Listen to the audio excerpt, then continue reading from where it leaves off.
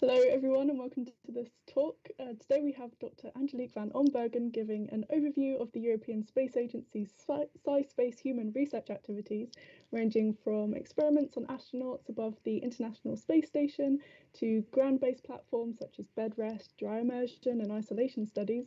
And we'll also be talking about potential routes for you to get involved in the European Space Agency's research. So I'll give the floor over to you.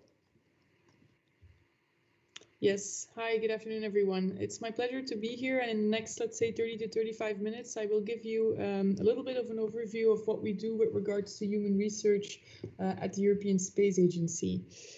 Just to make sure that you can actually see my slides, can somebody confirm that you can see my presentation? Yeah, we can see. Yes. Okay, great. Okay, thank you very much. So maybe just very briefly as a bio to myself. So my name is Angelique Van Ombergen and thank you for the kind introduction. I did a PhD in medical sciences at the University of Antwerp and a postdoc as well before I joined ESA.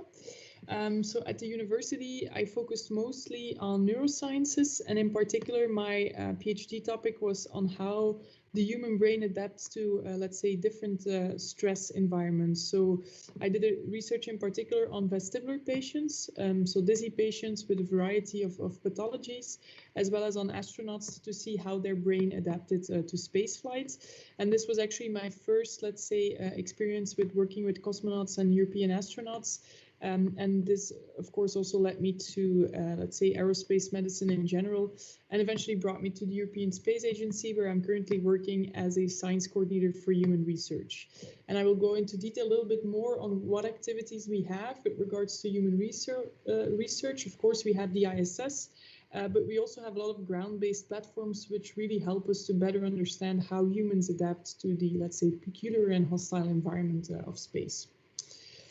Now, just to give you a little bit of an outline of, where we are with regards to space exploration. So this is, of course, planet Earth, and currently we have the ISS in low Earth orbit already for 20 years of, let's say, non-stop human occupation. So we already have 2 decades of, let's say, the ISS under our belts. And of course, also before the ISS, there were other stations on which we could conduct microgravity-based research. Of course, we don't want to stay within low Earth orbit, and we want to go back to the moon and also onto Mars. So we have to really understand what exactly is going on. And when we think about those future plans, for example, when we're thinking about the moon, this is something that will probably be still conducted in the 2020s. So within, let's say, today and the next few years, we will return to the lunar vicinity and eventually also to the lunar surface again. And of course, the next step after that is to go to Mars. Of course, we're not there yet, and there's still a lot of research and technology to be developed. But this is something that will probably happen after 2030. And if you consider it, let's say, on the time scale of space, this is not too far away. Now, space is, of course, all very exciting, but there's one thing that, human beings are actually not made to do, and that is to actually be in space. So let's say that space, of course, is a very hostile environment for the human body, and the human body has really evolved, let's say, to function optimally on Earth and not in space. So when you come to think about it, there are a lot of, and we call it stressors, there are a lot of factors that could have a negative impact on the human body, on human physiology, and also on human performance. And of course, we need to really have a full understanding of what those factors are and what they entail for human performance before we're going to send astronauts, for example, to Mars, where, of course, there's a high autonomy and people really need to be able to be self-dependent. Now here you can see a table, and I'm not going to go into detail there, but Nick Canas and Dietrich Manzi, they made this kind of, let's say, they made some categories with regards to the stressors that are very typical to space flights. So of course you can have stressors that have an impact, let's say, on the physical level. Think of, for example, the microgravity, radiation, and so on. There are factors that are related to the habitat, to the space vehicle or the space station that you're living in, for example, temperature, lighting, air quality, and so on. There's psychological stressors, for example, due to isolation and confinement, and I will come back to that in more detail later on. And then there's also interpersonal issues, which are, of course, related to the fact that you are also closely confined with a small group of people, different cultures, different gender, different personalities, and so on. And of course, this can also create a certain tension. Now, these are the stressors, and these stressors, they can have an impact on how the human body functions and how a human, or an astronaut in this case, performs. And this is, of course, what we are interested in, what the stress actually is that comes out of it. And I want to underline here that not every change that you see in space is necessarily a bad thing. Of course, humans need to adapt to this very new and let's say stressful environment. So sometimes change is also really needed in order to do that adaptation to a level that is what we want. However, sometimes these changes or these adaptations can be detrimental or unwanted. And then, of course, we want to investigate them, better understand them, and try to counteract them in order to, let's say, keep the astronauts as safe and healthy as possible, and to try and prepare them also as good as possible before they go on their mission. Again, Canas and Mansi have made this table, which you can see depicted here. And the stress can also be in different categories. It can be related to performance. It can be related to, let's say, the physiology of the human body. It can be psychiatric, and it can be interpersonal, again, when we think about, let's say, this crew composition. Now, when we come to think of human spaceflight, there are three big risks that we consider. And I mean, I know that there are more, but you know, when in general we, let's say, associate three very big risks to human spaceflight. The first one is space radiation, and I will come back to that in a second. And of course, this is going to be a very important one, especially when we're considering longer missions into space, for example, back to the moon and onto Mars. The second big risk, and this is actually the risk that we know most about based on the let's say the heritage that we have also with regards to the research, this is partial and microgravity. And again, I will come back to all of these different ones in a second, and I will explain you a little bit how ESA's human research program is set up to try and answer these questions that we have revolving these risks. And then, of course, we have psychosocial stress, which is then mostly related to the isolation and the confinement, but it can also increase, for example, when you consider an increasing distance to Earth, for example, when you go to Mars, or it can also be related, for example, to communication issues. For example, again, when we consider a human mission to Mars, there will be communication delays, there will be communication blackouts. So also this, of course, can all add to the psychosocial stress an astronaut can experience. Now, I'm not going to go into a lot of detail with regards to space radiation. Of course, at ESA, we do a lot of space radiation research. We do it, let's say, this is a very interdisciplinary topic. So there's a little bit, for example, in my team where I work, the SciSpace team, we have different disciplines. Human research is only one of them, but we also have biology, there's physical sciences, and of course, radiation is something that is very interdisciplinary. So I'm not going to go into detail here, but what I just want to explain to you is that, of course, space radiation is a very critical point. So we all get exposed to radiation while we're here on Earth, but let's say that Earth's a magnetic field basically saves us a little bit from the harmful or the most harmful radiation. But of course, as soon as you go beyond that magnetic field, you also lose that protection factor. And this, of course, is very important, especially when we consider, again, that when you consider future missions, these missions will be further away from Earth, and they will be longer, which means that the total exposure that an astronaut will get to space radiation is only going to increase. And of course, also from a biological and a human research point of view, this is going to or can really be harmful to the astronauts in question.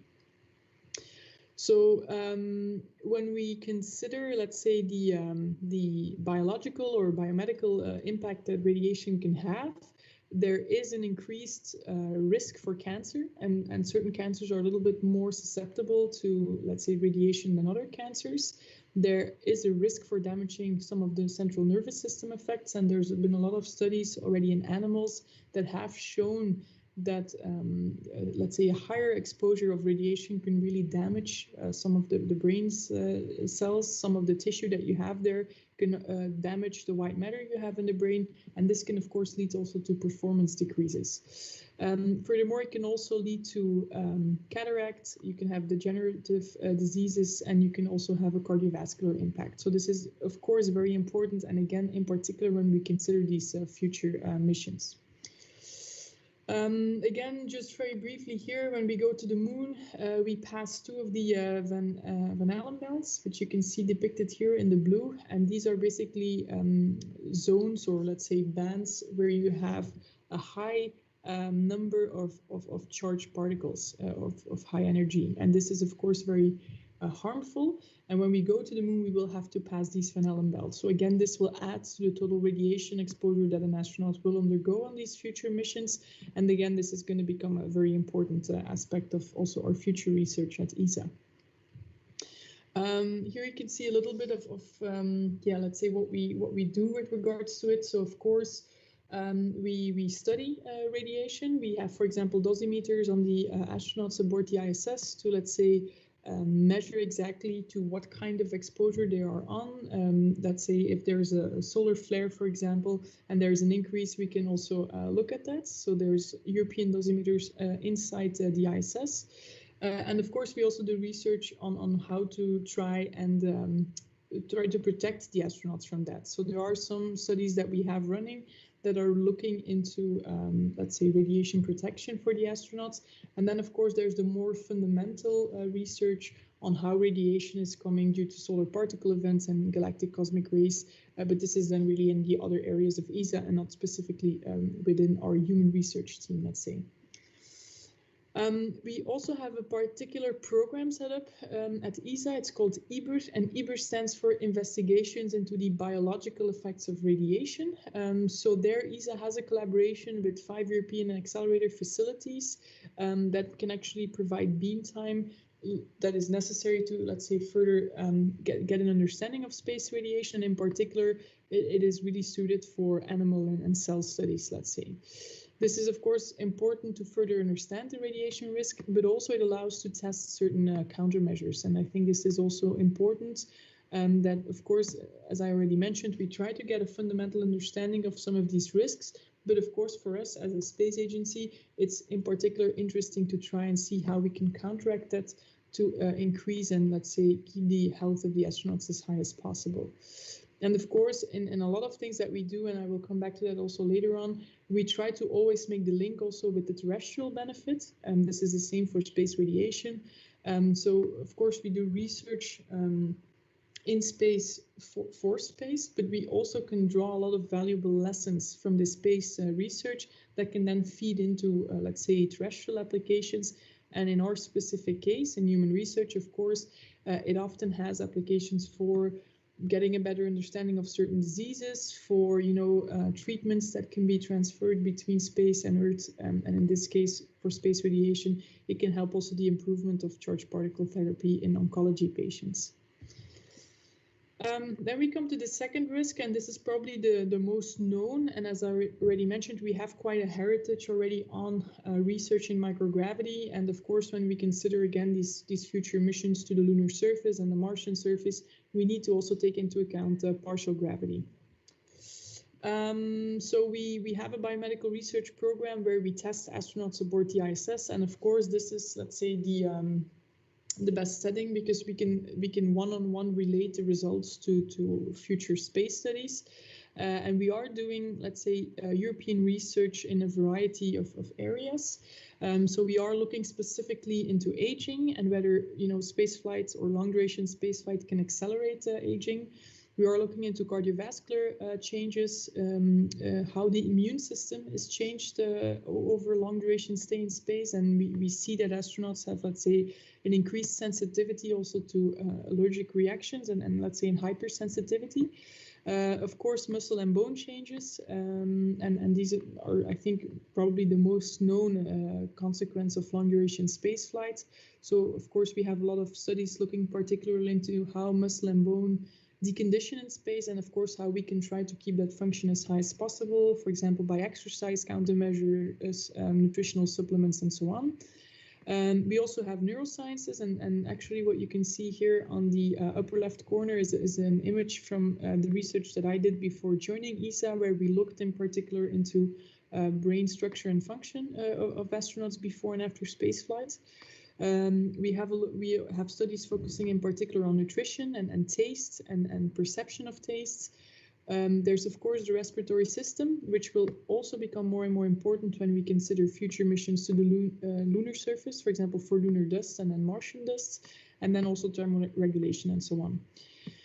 Of course, testing aboard the ISS is the best thing we can do, but it is not so easy for a variety of reasons. There's a limited sample size. There's always a very long, let's say, a time course of the study, because you start testing, and of course you don't have a handful of astronauts every month, which means that you only have a handful every year or something like that. So in essence, your study is going to take quite a long time in order to be completed.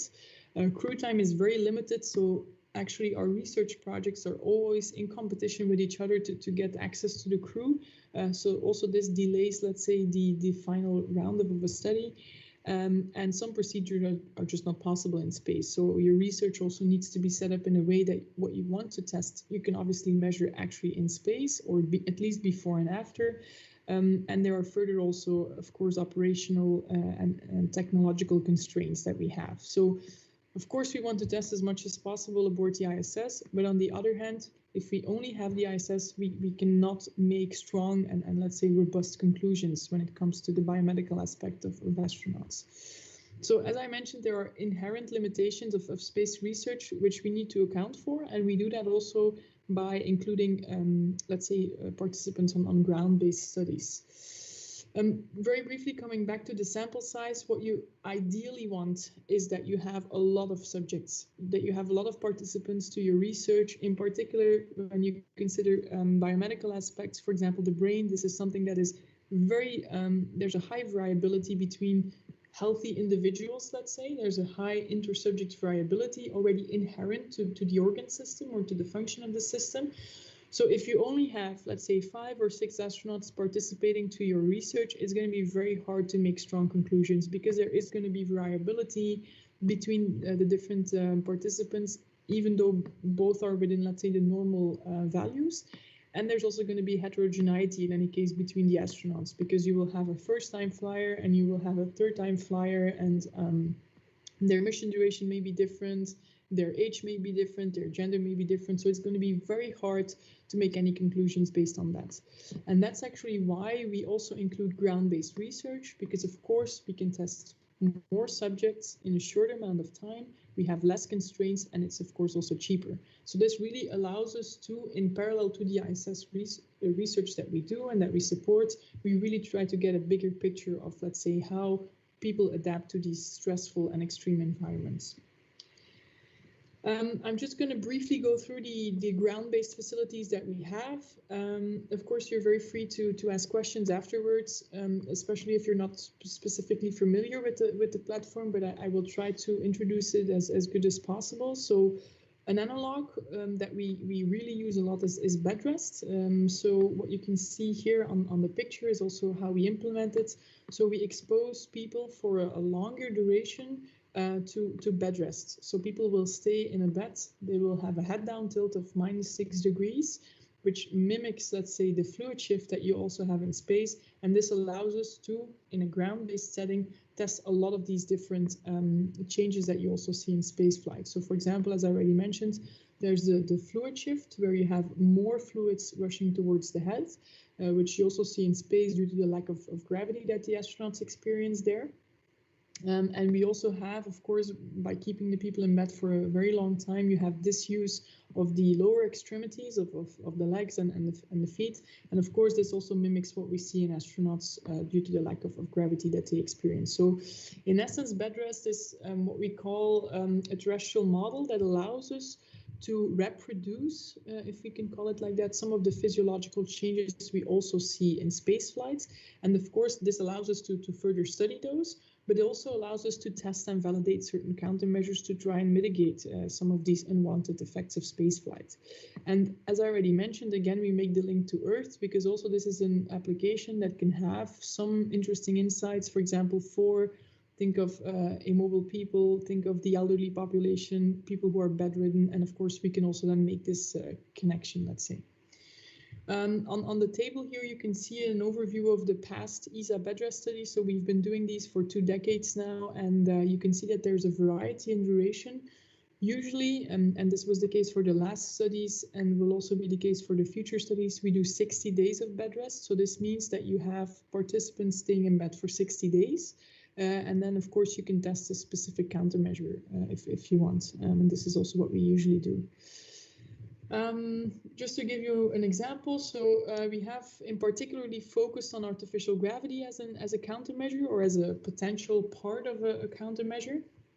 And we are currently, let's say, in this first phase where we try to get a better understanding of some fundamental artificial gravity questions. For example, is artificial gravity feasible? Is it a potential good, let's say, countermeasure to mitigate some of these muscle, bone, and brain changes that we see? If so, how long do we need to expose people to artificial gravity? What is the load that they need to get every day? Is it 30 minutes? Is it 1 hour? Is it 3 hours? Is it 1G? Is it 2G, 3G? So these are all questions that we are trying to answer in these bed rest studies.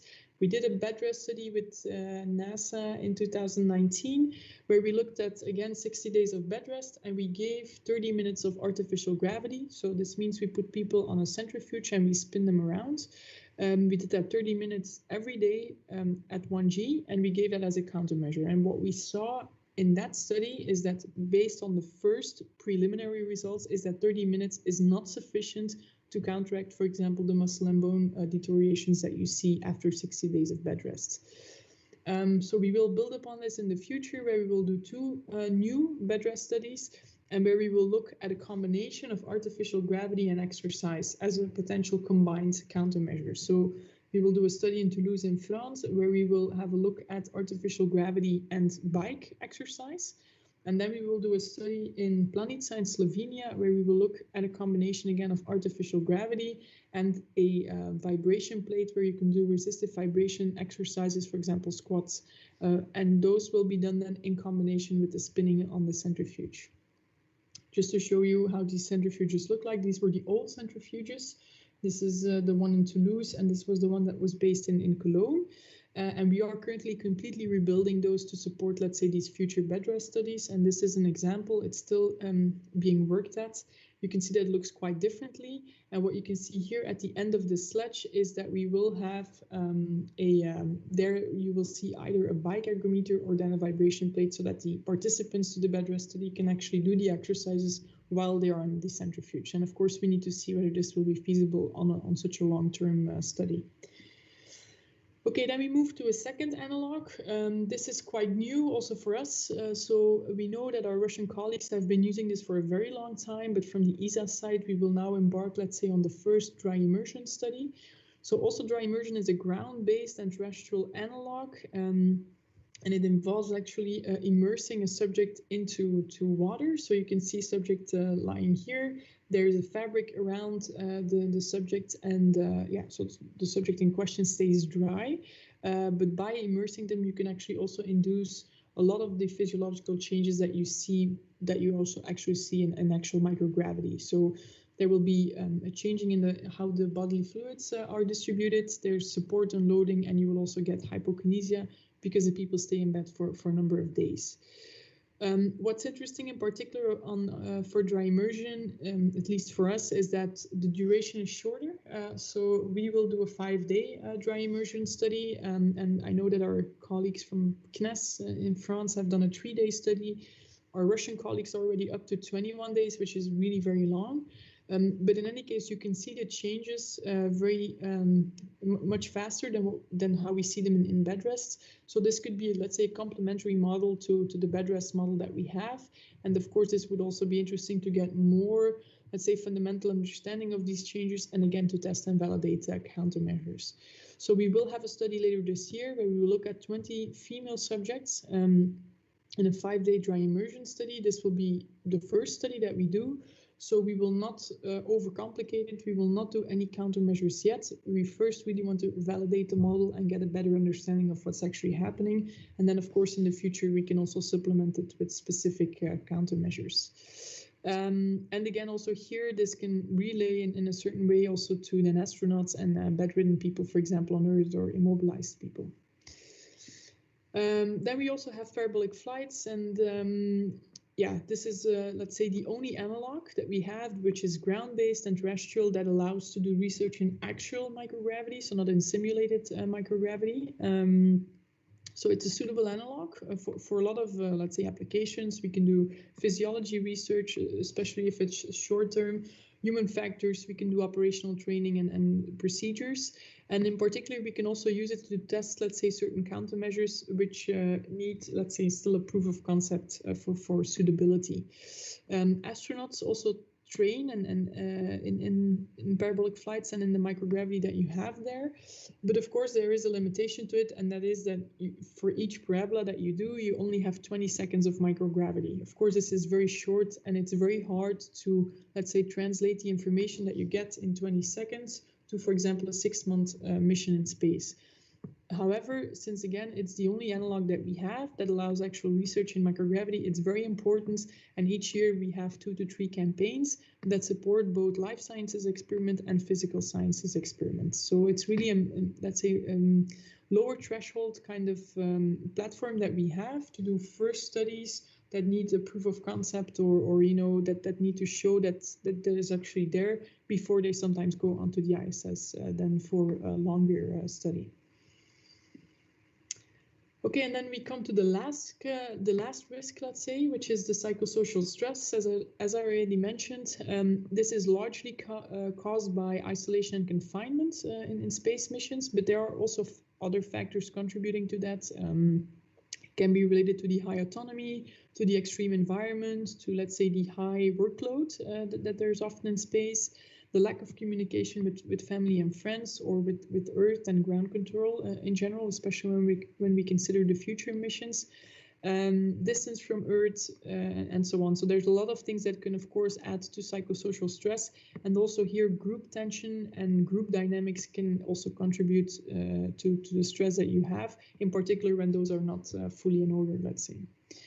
So at ESA, we also use isolation and confinement as analogs, and we have, let's say, different platforms in our portfolio that allow us to, in particularly, zoom in on isolation and confinement. We have, or we work together with the Concordia station, which is based on Antarctica, and I will come back to that in a second. And there we actually have a long-standing collaboration where we do biomedical research, not only in, let's say, the psychology or neurosciences, but also cardiovascular and immune system, because also there, of course, Concordia has a very extreme environment. It has very specific features which make it a very high fidelity environment for space flight. So there's a lot of lessons that we can draw from the research we do on Concordia to actual space flight then. We're also collaborating with our Russian colleagues. They have a specific facility in Moscow where they can do isolation and confinement studies. And also here, I will give an example of this in a second. And in the future, we will also do our own ESA-led isolation studies. We will start with missions of 100 days in length, where, of course, we will also test a variety of aspects, in particular on, let's say, the psychosocial aspects.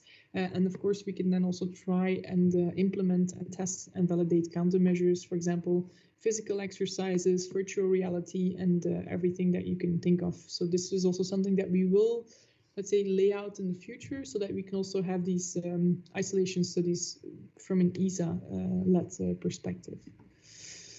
So this is Concordia. Very briefly, I just want to give you a little bit of a feeling of how extreme the environment there is. So just to show you, this is the Antarctic continent, and the star here gives, let's say, where Concordia is located.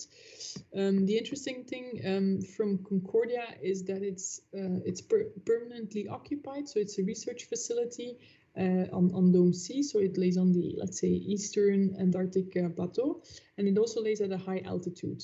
So this makes it already quite, let's say, an extreme environment, because actually the station is more isolated than the ISS when you come to think about it. It's almost 1,000 kilometers from the nearest coast, so it's really a lot of. I mean, it's far inwards. It's more than 500 kilometers from the nearest station. And if you come to think about it, the ISS is actually at an altitude of 400 kilometers. So this would actually mean that this is, of course, much harder to access, in particular in winter when you can actually not access the Concordia station. So from roughly February to, let's say, October or November, when we have the winter season there, the station is not reachable, and the crew really needs to be fully dependent on their own. So from the ESA side, every year we implement biomedical experiments there. And every year we also send a research medical doctor there, who is then responsible, he or she, for coordinating all our biomedical research that we do on the ESA side. So this person goes for 1 year to Concordia, and they fully see through all, let's say, the experiments. And of course, for us, this is really interesting, as I already mentioned.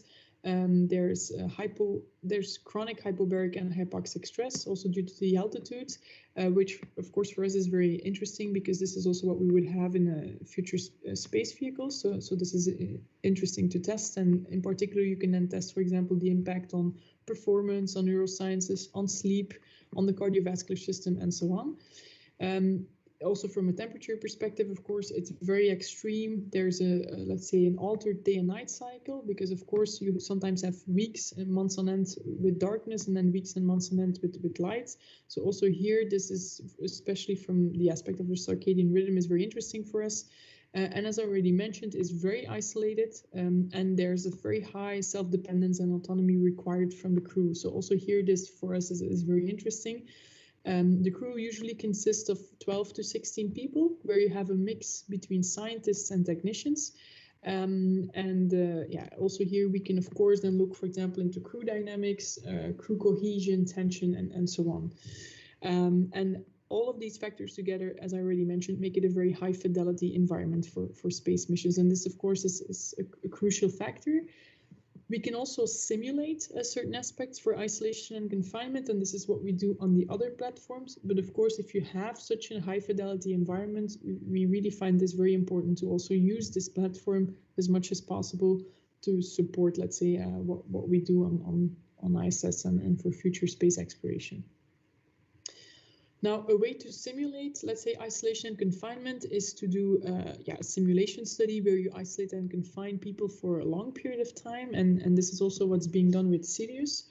But this is a Russian project where there's also a big, let's say, involvement of NASA, and ESA will now also participate to this. So the facility that you can see on the slide is the NEC facility. This is located at the IBMP, so the Institute of Biomedical Problems in Russia, in Moscow. So they have at their premises a facility, which you can see here at the picture, where you have actually different modules that you can connect to each other. So what we're going to do, or what they're going to do with the Sirius mission, is they already had a 17-day study where they isolated for 17 days a crew of 6 people. They already had a 4-month study. And then in the future, so later this year, we will have an 8-month mission. So they will isolate and confine a crew of 6 people for 8 months in this facility. And they will simulate a moon mission, let's say, different aspects of a moon mission and different scenarios of that.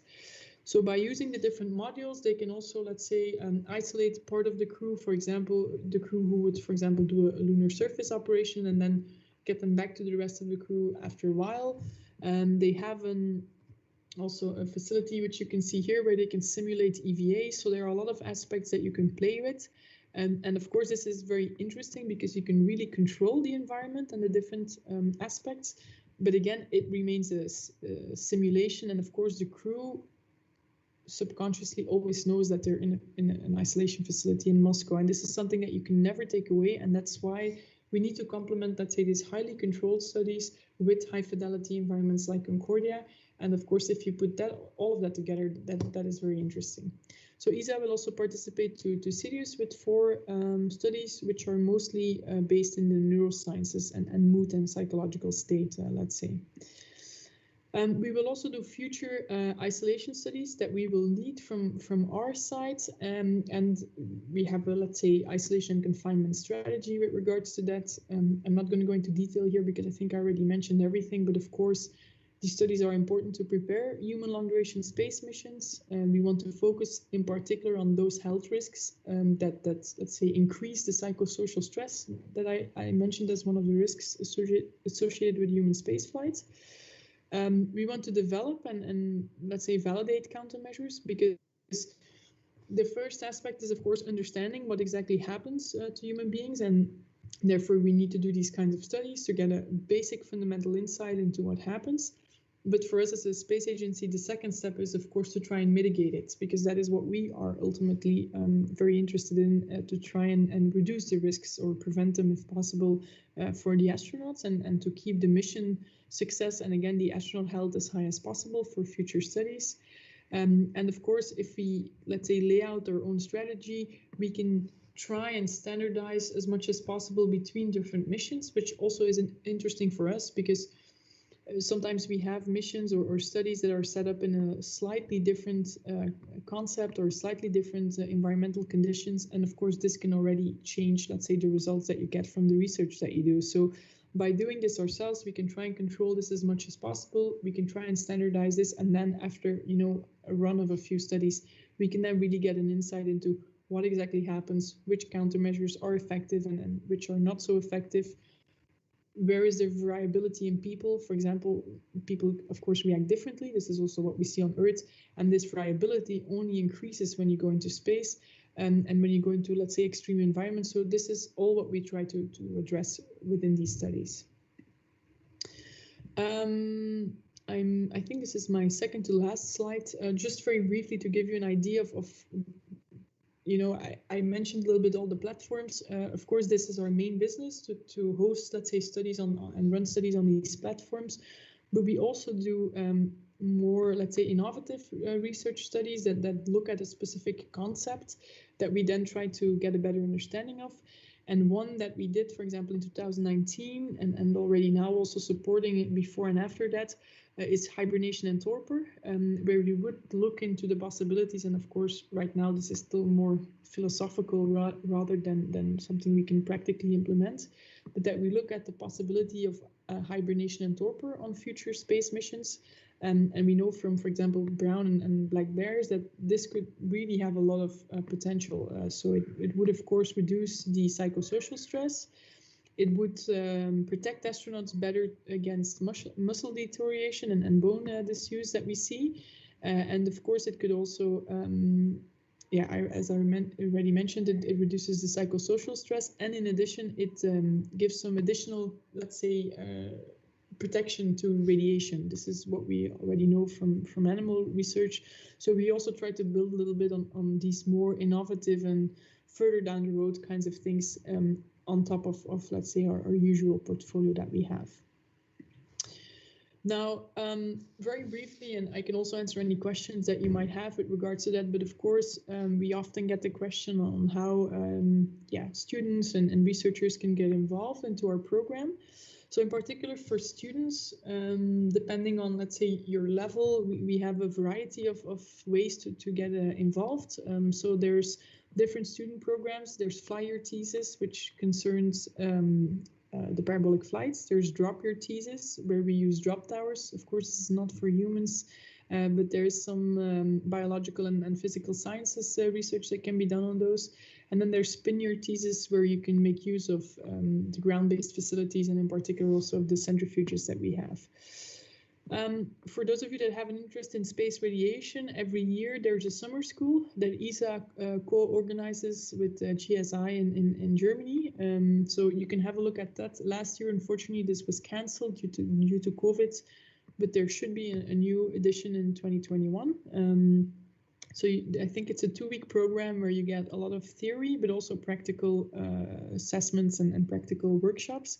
And then I think at the end you even get a certificate. So you need to apply in order to get selected. And I think if you're selected, the majority of the costs are also then covered for you. For those of you that have an interest in space physiology, there's also a training course that ESA Academy is offering. The last one was in October, and I think the next one should then again be in October. So I think this is at the graduate level, so master level. And then we, of course, also welcome YGTs. This is again at the graduate level, and the YGT positions are actually open right now until the end of March. So you can have a look at, if you type in ESA YGT, then you're definitely gonna find the link very quickly, and you can have a look and see through all the available positions that you have. I know that in our team we currently do not have any YGT positions for human physiology, but our colleagues from the European Astronaut Center in Cologne, I think they have some very interesting positions with regards to, astronaut training and human physiology aspects. We also have research fellowships, which is basically a postdoc that you then do. So you need to have a PhD first in order to be able to apply for those. And also this is also something that goes yearly. So every year there's an application period where you can have a look through all the different positions, and then you can apply. And if you get granted, you get then a 2-year, let's say, fellowship at ESA, which can be extended. And for the YGTs, it's a 1-year position, which can also be extended with 1 year. Apart from, let's say, these schemes to try and get some support to try and get involved on the ESA activities, we also have announcements of opportunities. This is more from a research perspective, but of course you're always free to have a look and to submit interesting research proposals. We have 2 ways of doing that. So either we use a dedicated AO or dedicated announcement of opportunity, which means that we release it whenever we have an opportunity open. So it's more ad hoc. And then you can apply. There's a given deadline. Usually this stays open for, I think, 2 to 3 months. And then you apply with your research proposal. We go through the peer review. And if you're selected, it then gets implemented later on. But we also have, let's say, continuously open research announcements. And here you can just, whenever you want, you can submit a research proposal. And then ad hoc, it goes through the review. And if you get selected, then it will be implemented on one of the future campaigns. And this is what we have for parabolic flights, for sounding rockets, drop tower, our ground-based facilities program, which, for example, involves also the centrifuges that I showed you, and then also topical teams, which are basically think tanks where you can propose a very interesting research idea and that you can then set up a team to discuss that, and that we give a small budget to support you in those meetings. And I copied the link here, and I can, of course, also distribute the slides. But if you go to this link, then you can actually find a full overview of the research announcements that we have within the ESA SciSpace team. So yeah, in case you're interested. And just very briefly, I promise this is my last slide. This is the 2 research announcements that we currently have open. So we just released this one today. Together with the science community, we put together research roadmaps, and these are currently open for input and feedback from, let's say, the full European science community. So you can actually go online and have a look at the research roadmaps that you're interested in. For example, for human research, we have 4: human physiology, behavioral health and performance, pharmacological countermeasures, and then integrative approach. So you can always have a look, and if you, of course, you're very free to provide input or feedback on these. I think the deadline is the 3rd of March, so there's a few weeks to do that.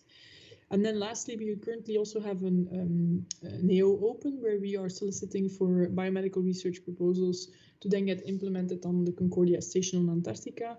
And I think that the introduction that I gave earlier on should give you a little bit of an idea on what we're looking to test there. So you can have a look at those, and I think the deadline for the last one is the 3rd of May. So you have a little bit more time, let's say, for that one. Again, the link is here, and then I would like to conclude my presentation, and thank you very much for your interest, and I'm very happy to take any questions if there are any. Thank you. Great. Thank you, Angelique. That was amazing. Very clear, very informative. It's funny you showed a photo of Samantha Cristoforetti, who we just hosted last September, and then you also mentioned the Cirrus NEK facility in Russia, and actually we hosted Anastasia Stepanova, who was one of the analog astronaut from the missions last year. So a very full circle picture here. Thank you so much. I have 2 quick questions first before we can maybe move on to audience questions. There are quite a few of them. You mentioned the Van Allen belts. I was just wondering if the Van Allen belts, there's also some of them on Mars or close to the moon. And also I wanted to know more of your personal thoughts as to whether the 2030 deadline was an achievable deadline for us to send humans on Mars. Yes, so first for the Van Allen belts, I'm going to be very honest, this is not my area of expertise, but if I understand correctly, you have Van Allen belts as soon as you have a magnetic field on a planet. So this is the first question, and if you want to have more information on that, I'm very happy to put you in contact with one of my colleagues who are specifically focusing on, let's say, space radiation. With regards to the 2030 deadline, I think that is very ambitious. I think if I think I said on my slides beyond 2030, which I think is already much more realistic. And of course, then beyond is very, let's say, generic, and it can be extended as long as you need. I know that, for example, Elon Musk is really very keen on bringing humans to Mars to stay there for forever. Of course, I'm very supportive of people who are super enthusiastic about space, because we need those kind of people. On the other hand, I think we need to do it only when we are, when it's ethically acceptable. And that's, of course, why we need to do these kinds of research to try and make it ethically acceptable. And there's always a risk when you go into space as a human being. And I think astronauts are very aware of that as well. But of course, we need to minimize that as much as possible. And I think we're ready to go to the moon again. We did it before, so I'm convinced we can do it again. And I think I'm also convinced we can go to Mars one day, but I just don't think we need to try and rush into that, let's say. But that's, of course, my personal opinion. No, that's great. Yeah. Thank you so much.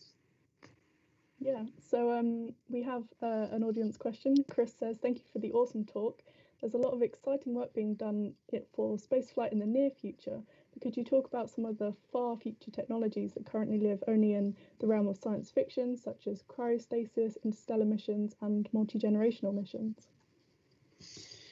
Yes, thank you very much for the question. That's a very good one. So first of all, I just want to outline that, of course, what we're currently doing is actually making a research strategy that is not only focusing on short term or even midterm, but also really on the longer term. I think multi-generation kind of space missions are really not even long-term, but are really long-term, I would say, at this stage. So this is not something that we in our team are currently looking at. I know that there are people who are really specifically focusing on that. And of course, for example, Angelo Vermeulen, he's a Belgian scientist and artist, and I know that he's doing a lot of work with regards to that. This is not something that we within our team are looking at, but for example, the hibernation and the torpor aspect that I mentioned, this might still sound science fiction to a lot of people, and currently it is also still science fiction to apply it to humans. But on the other hand, there is a lot of, let's say, first level evidence that we see that could really indicate that this might be feasible in a few decades from now. So these are the kind of things that we also really want to focus on. And I'm not saying it's our main chunk of work that we do within our team, but it's definitely also an aspect. And there is a team also at ESA, the Advanced Concepts team, and they really focus in on these, more, let's say, specific kind of questions. If you want, I can also link the website that they have, because they also have a lot of involvement of students, interns, PhDs, and so on. So it might also be interesting to you. And they really do a lot of these, I would say more specific and focused research, which sometimes might still not sound feasible at all at this stage, but this is then what they try to zoom in on, whether it would be feasible, let's say, in a further stage. And I know, for example, for hibernation and torpor, they're also doing a lot of things there. So if you want, I can also share the link to that team. And I know that they have a lot of opportunities to get involved there as well.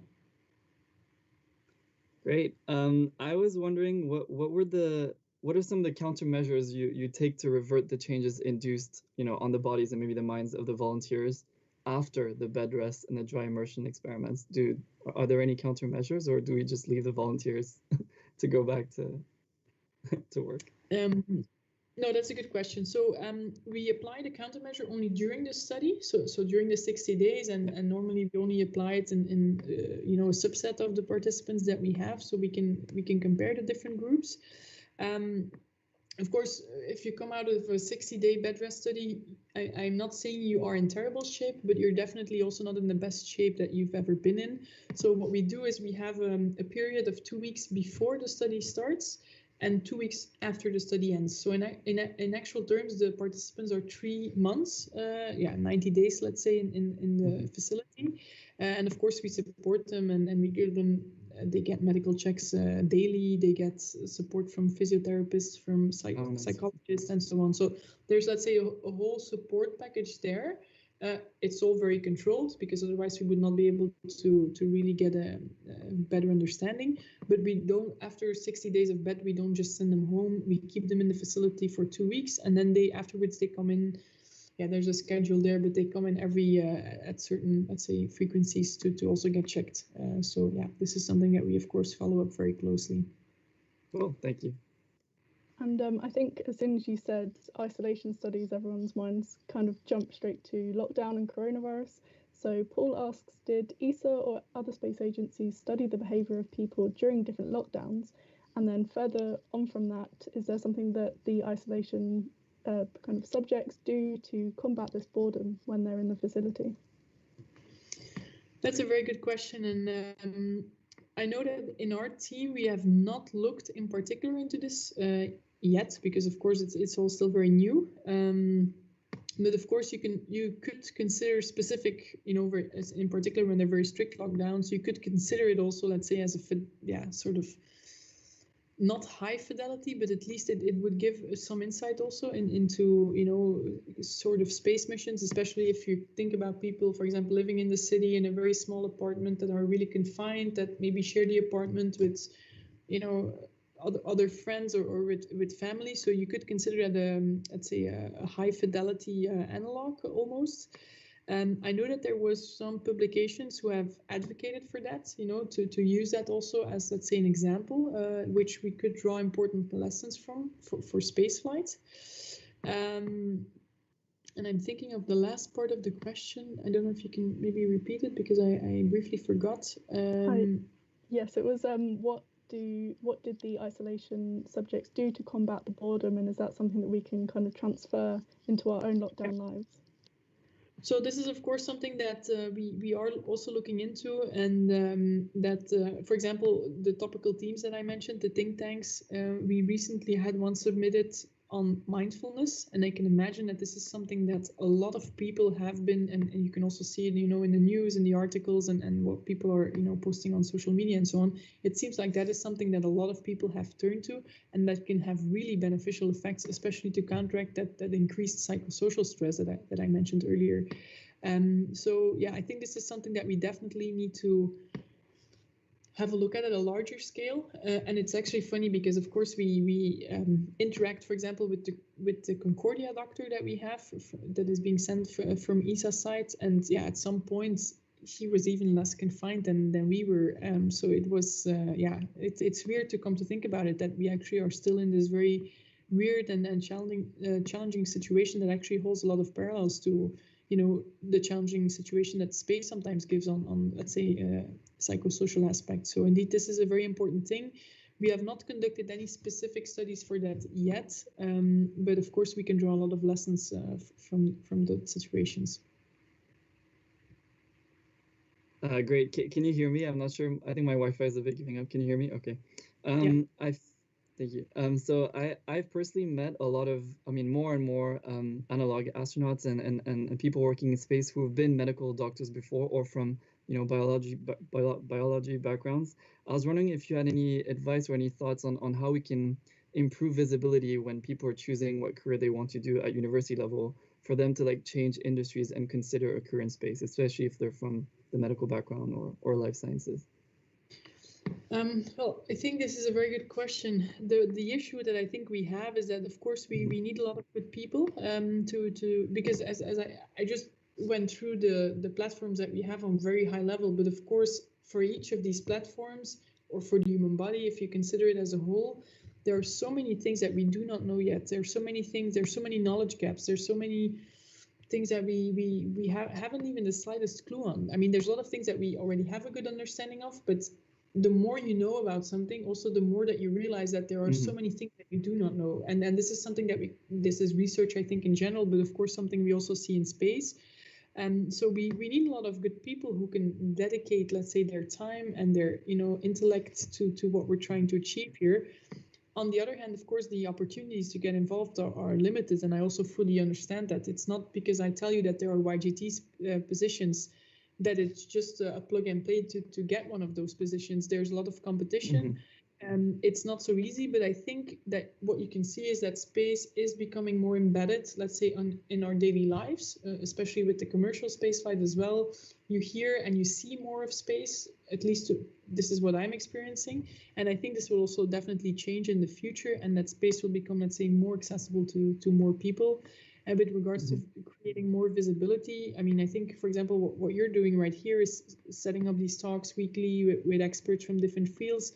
Of course, these are super important also for us, for example. I can only speak then for ESA and for myself. I really find this important to give also a little bit of visibility to what we're doing, and of course then to try and try to get you involved in one way or the other.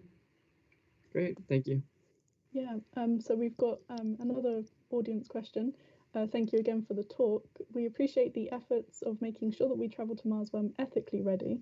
Has the bar or acceptable level of risk of this changed through history? We've seen some actors make reference to naturally exploring nature of space travel, which is inherently risky. So how do we decide on how much risk is acceptable? That's a very good question. This is, of course, something that, because I work in the science office, so of course, this is as I mentioned, a more ethical question. This is something that would be decided more by crew surgeons, by flight surgeons, and people who run, let's say, the missions operationally. As I already mentioned, there's always going to be a risk when you travel into space. I mean, there's a risk when you take your car as well. So, of course, there's always a risk that you take. And what I think what we need to do is that, for example, when we go to the ISS, there is a risk in doing that. But the risks, we know them quite well. And we know that, and people have died in trying to do that. But if you would consider that in the larger scheme of things, I mean, a lot more people have died when they took their car or their bike or when they crossed the street or whatever. So you always need to put things in perspective. I mean, I cannot answer what kind of risk is acceptable. I think this is something that people need to do who really have the expertise to do that. But this is something that you do daily. You for yourself, you decide what kind of risk you want to take in a certain situation. If we set up a research study with patients, for example, testing a new drug, or now with the vaccines, there is always a certain risk associated with doing something. But of course, you have an ethical board. You have people. You have flight surgeons. You will have former astronauts all contributing to that. You will have agencies who will be liable when they send astronauts. And I think that is all going into one big pot, let's say. And then you need to make some sort of, I don't know, some sort of weighting where you can say like, okay, now we accept that this is feasible. And from my perspective, being a scientist, I just don't think we are there yet, because there are so many things that we do not know. And while we can fully support, I mean, if you come to think about it, it's very impressive that we support already for 2 full decades, that we constantly have people, in orbit, and that we can support them, that we can keep them healthy. And okay, they of course have some issues when they come back, but when you come to think about it, they're doing fairly well when you consider the extreme amount of stress that their body's been in. So I'm very convinced that we will also make it to Mars someday. I just think that we need to use the research opportunities that we have to try and answer some of these very important questions, in particular related to countermeasures, for example, because this is going to be crucially important. There are going to be risks. We cannot avoid that. There's going to be detrimental damage, for example, in the human body, to the human mind, but we need to counteract it. We need to try and mitigate it, to prevent it, or to make it, to minimize it so that it's doable. So I'm a big, let's say, science advocate in that thing, and maybe some of my colleagues will not agree. So whatever I'm saying here, it's my personal opinion and not, let's say, the agency's opinion in that sense. Great, thank you. I think we have time maybe for one more question, and I'll let Katie close. I was wondering if you had any findings from your own research, or maybe your team's research, that have helped to cure diseases that are currently on Earth in present humans, like osteoporosis or hypertension. And I was wondering if, even if it's a very small result, I was wondering if you contributed to solving health problems that are found, on Earth. Yes, thank you for the question. And I wish I could say with a, very loud yes that I was able to do that, although it's not so simple. So my research in particular focused more on the vestibular system and on the brain. Mm-hmm. So, of course, we know that astronauts, especially the first few days that they go into space, that their vestibular system is basically, let's say, there's a huge mismatch between what they're used to on Earth with, the vestibular system constantly detecting gravity and using it also as a reference. And then, of course, when they go into orbit, then of course that reference vector is completely gone. So the whole system is a little bit, let's say, confused. So what you see is that astronauts can be very dizzy in those first few days. So part of that research, what we did was really trying to understand the parallels between clinical patient groups who have specific vestibular diseases and, on the other hand, the astronauts. I'm not saying that there's a one-on-one relationship, but what we saw was that some of the symptoms can be, let's say, cannot be related specifically to the vestibular system, but rather at the level of the brain. And with regards to the brain research that we did, so we used MRI scans before and after space flights. And there I'm not saying that I can make that let's say conclusion already right now, but what we see might yield some overlap. But for example, patients who have hydrocephalus, who have more, let's say, cerebrospinal fluid in the brain, and this is not exactly the same because the mechanism behind it is completely different. But in the longer term, it could be that we could, use the research to try and help those patients. But this is not something you can do in the only few years that the research has been running. But I know, for example, for osteoporosis, there has been research that have used, space research to try and help patients better, or who have used, research from patients and try to implement that then for astronauts. So there's this constant, let's say, cross-linking between the two. And I think that is important to use also the space environment to try and translate back to Earth and vice versa. Great, thank you. Yeah, and thank you again for such a great talk. It was very interesting, especially with the announcement of the ESA astronaut selections happening and further space travel. It was very exciting and interesting to listen to. And thank you everyone for coming, and we hope to see you again next week. And yeah, that was us. Thank you so much. Yes, thank you for having me.